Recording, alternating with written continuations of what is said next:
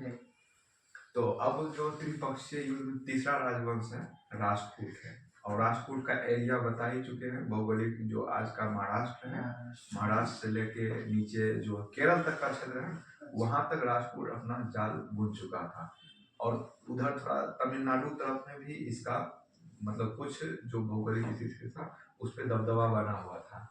अब देखते हैं ये जो राष्ट्रकूट का उदय हुआ, राष्ट्रकूट उदय में कई सारे राजवंश का भी कहा जाता है कि इसे पिछले का जो ये कुछ पांड्या था उससे ही उसके ही बिछड़े हुए सामंत थे, कोई कहता है पल्लव का ही बिछड़ा हुआ सामंत है जो आगे चल के राष्ट्रकूट। लेकिन जो भी हो, एक दंती दुर्ग नाम का व्यक्ति है जो मतलब अपने राज्य के स्थापित करने के लिए जाना जाता है।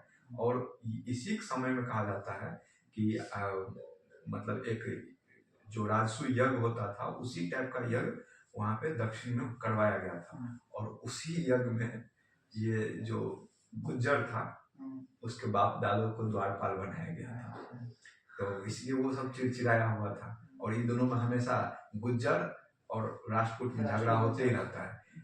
तो दंती दुर्ग के बाद जो इम्पोर्टेंट शासक आता है कृष्ण फर्स्ट है। इसको क्यों याद किया जाना चाहिए बताएगा? कृष्ण फर्स्ट को क्यों याद किया जाना चाहिए? फर्स्ट ये जो है ना अपने राज्य में आर्ट एंड कल्चर के लिए बहुत फेमस है। अभी अगर कैलाश का एलोरा मंदिर, एलोरा कैलाश मंदिर अगर देखे कभी, अगर गूगल पे देख ही लीजिए एलोरा कैलाश मंदिर, कैलाश का एलोरा मंदिर, ये जो मंदिर विशेषता है छोड़ देखने की जरूरत है, हम बाद में देख लीजिए। इस मंदिर की विशेषता ये है कि काफी लंबे टाइम में बना, और जैसे अपने लोग घर बनाते हैं तो नीचे से ऊपर की ओर जाते हैं, और ये पहाड़ को ऊपर से काटते हुए नीचे तक बनाया गया मंदिर। यानी ऐसा फॉर्मेट बनाया गया है कि ऊपर से मंदिर बनते हुए नीचे आए। और ऐसा ऐसा कई सारा कलाकृति है जो कृष्ण फर्स्ट के समय में विकसित हुआ। और कहा जाता है कि ये जो काल था ना, ये आज के दौर में इसलिए याद किया जाता है क्योंकि विश्व का, भारत में जो विश्व हेरिटेज सूची है उसमें शामिल किया गया कई सारा जो चीजें है वो कृष्ण फर्स्ट के ही समय का उसमें यूनेस्को में शामिल किया गया विरासत सूची में। और इसके बाद जो एक शासक आता है ध्रुव, ध्रुव का नाम तो याद ही होगा, इसलिए याद होगा कि ये वत्सराज को भी पराजित किया था, धर्मपाल को भी पराजित किया, और जाकर दिल्ली के आसपास में, दिल्ली नहीं मध्य प्रदेश के आसपास कन्नौज में अपना सत्ता गाड़ दिया कि अब तो हम ही स्वामी हैं इधर के। तो ध्रुव को इसलिए याद किया जाता है क्योंकि इसके समय में साहित्य संगीत का विकास हुआ, और साहित्य संगीत के साथ साथ अपना क्षेत्र भी विकास हुआ। वो भी क्या क्रमबद्ध तरीके से, ऐसे नहीं है कि हाँ हमारे अंदर क्षमता नहीं है कूद पड़े मैदान, क्षमता था तब कूदा, और जितना युद्ध लड़ा उतना में विजय हासिल किया। ध्रुव को इसलिए भी याद किया जाता है। ध्रुव के बाद जो हम याद करते हैं इस राष्ट्रकूट वंश में एक जो शासक है गोविंद सेकेंड के नाम से जाना जाता है। और गोविंद सेकेंड के नाम से इसलिए जाना जाता है, यहाँ पर भी हम देख सकते हैं कि कलाकृति जो है, जो अजंता गुफा है वो इसी समय बना है। गोविंद द्वितीय अजंता गुफा इसी समय में मतलब बना नहीं है, लेकिन इसके समय में कुछ उसमें गुफा है जो विकसित हुआ है गोविंद सेकेंड को। और जो सबसे इम्पोर्टेंट शासक है जिसके बारे में हमेशा क्वेश्चन पूछा जाता है, अमोघ वर्ष। अमोघ वर्ष, अमोघ का अर्थ क्या हुआ? नाम का मतलब हुआ मोह माया से मुक्ति। हो सकता है इसका नाम दूसरा रहा हो, जैन धर्माचार्य ने शायद इसका नाम अमोघ, लेकिन साक्ष्य में अमोघ ही नाम मिलता है। लेकिन इस नाम का मतलब है कि जो मोह माया से मुक्त हो चुका है उसका नाम अमोघ हो सकता है। अमोघ, हर चीजों से मुक्ति। अब ये जो है इसको धार्मिक सहिष्णु कहा जाता है। ये जैन धर्म को अपनाया था। अब जैन धर्म को अपनाया तो जाहिर सी बात है कि जैन धर्म के कुछ जो विद्वान होंगे उसको संरक्षण दिया जाएगा।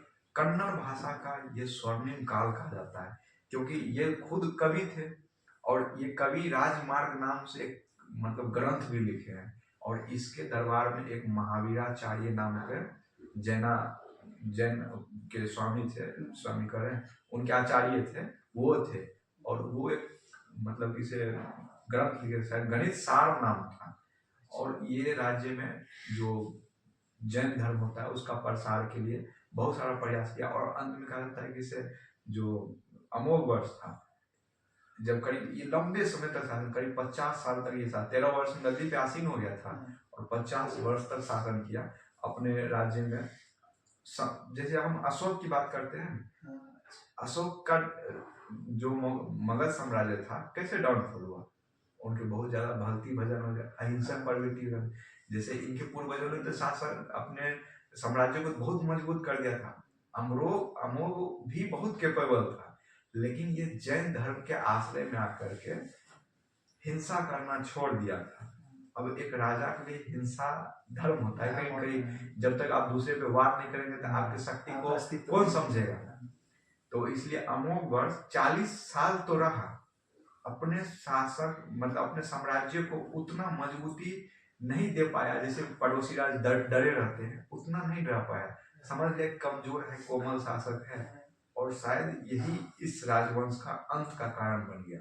हर चीज अच्छा चल रहा था, सब कुछ अच्छा चल रहा, लेकिन इसके बाद जैसे ही कोई शासक आएगा उसको दूसरे शासक पटकनी देके और ये साम्राज्य खत्म हो जाएगा। और कहा जाता है अमोघ वर्ष लास्ट में इतना जैन धर्म से प्रभावित हो गए, राजपाट छोड़ दिए, दे दिए बिना, जैसे उत्तराधिकारी का होता है ना, कोई उत्तराधिकारी कैपेबल उत्तराधिकारी चाबी दे दिए, हम चले अब, और जाके संलेखना पद्धति के माध्यम से अपना प्राण त्याग दिए।